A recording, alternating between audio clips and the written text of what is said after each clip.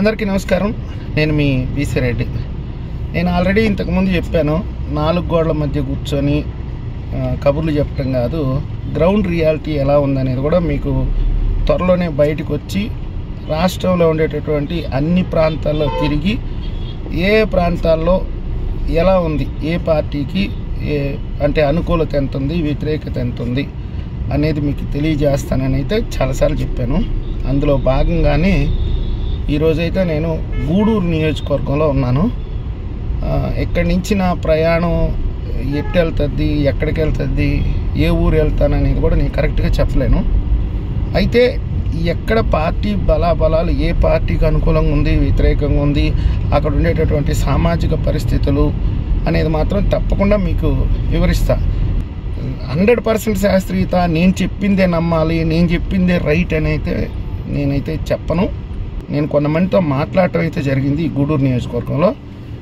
అయితే మీకు అందరికీ తెలిసిందే, మనమేం పెద్ద ఛానల్ కాదు, నేనేం ఫేమస్ ఫిగర్ కాదు. నేను పోవడంతో, కెమెరా పట్టుకోవడంతో వాళ్ళు నా ముందుకు వచ్చి మాట్లాడడానికి కొంతమంది ఇబ్బంది పడతారు, చెప్పడానికి భయపడతారు, ఎందుకు రికార్డ్ చేయటం అని అడుగుతారు.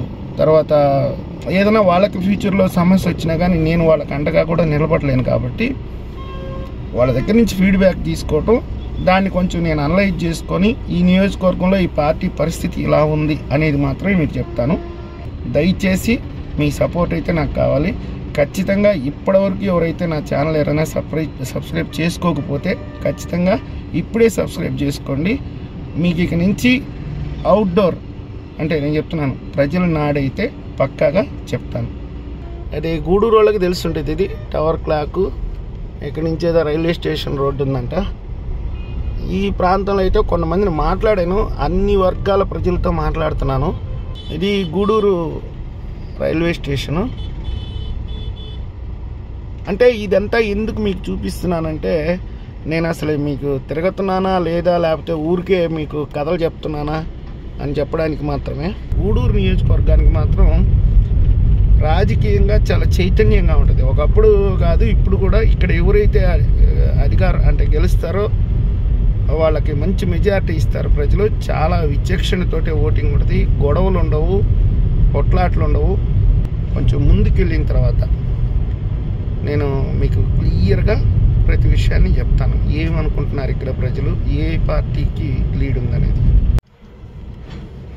రోడ్లు బాగలేవు అని గోల పెడతామంటే నేనేమనుకున్నానంటే, ఈ టీడీపీ వాళ్ళు అనవసరంగా ఇట్లాంటి ప్రచారాలు చేస్తుంటారు అనుకున్నాను. వాస్తవంగా చూడండి, ఇది గూడూరు నుంచి రాజంపేటకి వెళ్ళే రోడ్డు. ఒకప్పుడు ఒక సంవత్సరం క్రితం నేను ఇట్లా వస్తే, అంటే ఒక 2-3 సంవత్సరాల క్రితం వస్తే అసలు నేషనల్ హైవే లాగుండేది. కనీసం గ్రామీణ రోడ్డు కూడా ఇంత దరిద్రంగా ఉండదేమో. నేను ఎప్పుడో చిన్నప్పుడు చూశాను మట్టి రోడ్లు అనేది. ఇప్పుడు మళ్ళీ చూస్తున్నాను అనమాట. సో కనీసం మోకాట్లో గుంత, ఈ రోడ్డు ఎంత ఇంపార్టెంట్ అసలు. ఒక్కొక్క గుంతగా చూస్తే నేను ఆపి కిందకి తిరిగి వీడియో చేస్తాను కొంచెం ముందుకు వెళ్ళిన తర్వాత.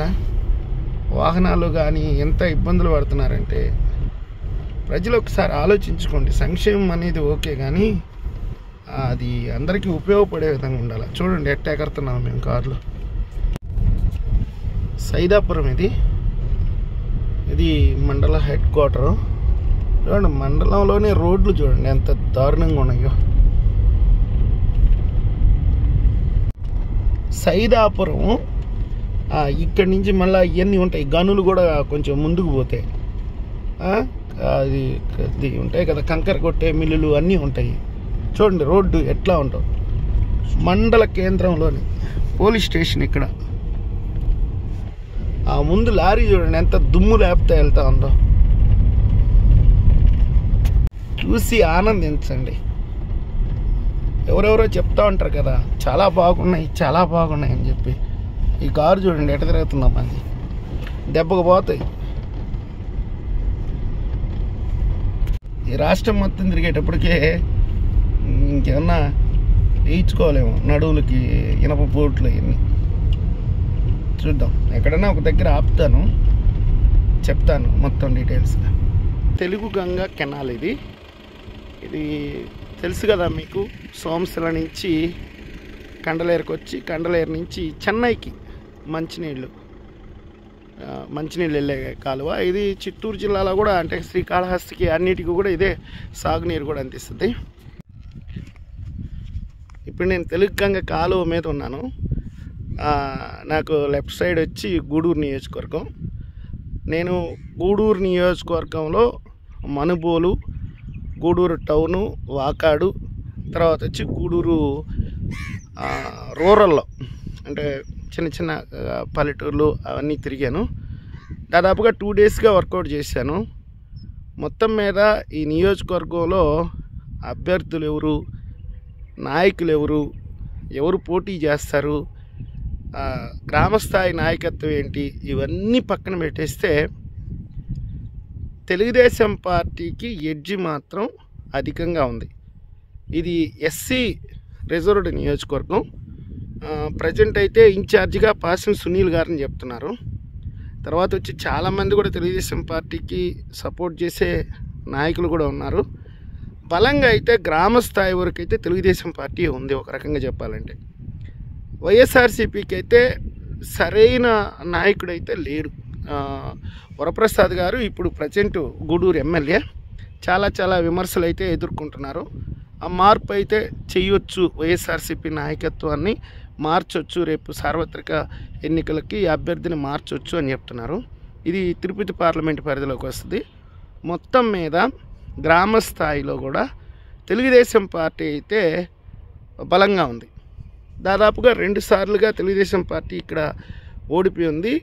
ప్రజెంట్ అయితే మాత్రం గూడూరు పక్కాగా తెలుగుదేశం పార్టీ గెలిచేదానికి 100కి 80% అవకాశం ఉంది. ఏదన్నా మిరాకిల్ జరిగితే తప్ప, అంటే వైఎస్ఆర్సీపీ నుంచి ఏదన్నా వేరే అభ్యర్థిని తీసుకొస్తాను అంటే తీసుకొచ్చినా కానీ సాధ్యం కాకపోవచ్చు. ఎందుకంటే ఇంతవరకు పార్టీ కోఆర్డినేషన్ లేదని చెప్తున్నారు చాలామంది. సరిగ్గా పార్టీ కోఆర్డినేషన్ లేదు. వరప్రసాద్ గారు పెద్దగా పార్టీ అభివృద్ధి కోసం పట్టించుకోవట్లేదు. కార్యక్రమాలకు కూడా పెద్దగా ఇంట్రెస్ట్ చూపించట్లేదు అంటున్నారు. పాసం సునీల్ గారు అయితే మాత్రము ప్రజలకి అండదండగా ఉండటం కానీ, గ్రామస్థాయి నాయకుల్ని కలుపుకొని వెళ్ళటం కానీ, ప్రతి ఒక్కరితో కలివిడిగా ఉండటం కానీ, వాస్తవంగా చెప్పాలంటే 2014లో అనుకుంటాను ఆయన వైఎస్ఆర్సీపీ నుంచి టీడీపీలోకి వచ్చినటువంటి 23 మంది ఎమ్మెల్యేల్లో ఆయన ఒకడనమాట. ఆయన వచ్చిన తర్వాత నుంచి మాత్రం క్యాడర్ అయితే సంతోషంగా ఉంది. అక్కడక్కడ గ్రూపు తగాదాలు అవన్నీ చెప్తున్నారు. సహజంగా రాజకీయాల్లో గ్రూపిజం అనేది మీకు అందరికీ తెలిసిందే. అవన్నీ ఏమీ పట్టించుకోవాల్సిన అవసరం లేదు. టోటల్గా అయితే దాదాపుగా నేను ఒక 200 మంది పైన అయితే మాట్లాడటం జరిగింది. వాళ్ళందరూ చెప్పేది ఏంటంటే పార్టీ పరంగా ఇక్కడ బాగా నోట్ చేసుకోండి, క్యాండిడేట్ ఎవరు ఏంటి అనేది పక్కన పెట్టేయండి.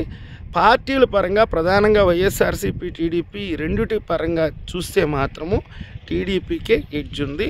దాదాపుగా మంచి మెజారిటీతో గూడూరుని అయితే తెలుగుదేశం పార్టీ గెలిచేదానికైతే అవకాశం ఉంది. నేను వీడియో స్టార్టింగ్లో చెప్పాను, దీనికి ఏమి శాస్త్రీయత లేదు. నా నాలెడ్జ్ ప్రకారం నేను తెలుసుకుని నేను మాట్లాడినటువంటి విషయాల్ని బట్టి నాకు అవగాహనకు వచ్చింది అయితే గూడూరు మాత్రం ఖచ్చితంగా తెలుగుదేశం పార్టీ గెలిచేదానికి అవకాశాలు ఉన్నాయి. పాసం సునీల్ గారికే టికెట్ అంటున్నారు తెలుగుదేశం పార్టీ తరఫున. మరి చూడాలి ఏ విధంగా ఉన్నది. ఈ వీడియో మీకు నచ్చినట్లయితే లైక్ చేయండి, సబ్స్క్రైబ్ చేయండి. నెక్స్ట్ వ్లాగ్లో నేను ఏ నియోజకవర్గంకి వెళ్తున్నాను, ఇక్కడి నుంచి ఎక్కడికి వెళ్తున్నాను అనేది మీరు నెక్స్ట్ వ్లాగ్ వరకు అయితే వేచి చూడాలి. ఏదైనా సూచనలు ఉంటే మాత్రం ఖచ్చితంగా కింద కామెంట్లు పెట్టండి. ఇది పార్షియాలిటీతో మాత్రం కాదు, ఎక్కడ ఏంటి అనేది మీకు ఒక అవగాహన కోసం మాత్రమే ఇది చేస్తున్నాను. మరీ చెప్తున్నాను, సబ్స్క్రైబ్ చేసి నోటిఫికేషన్ ఆన్ చేసుకోండి. ధన్యవాదాలు.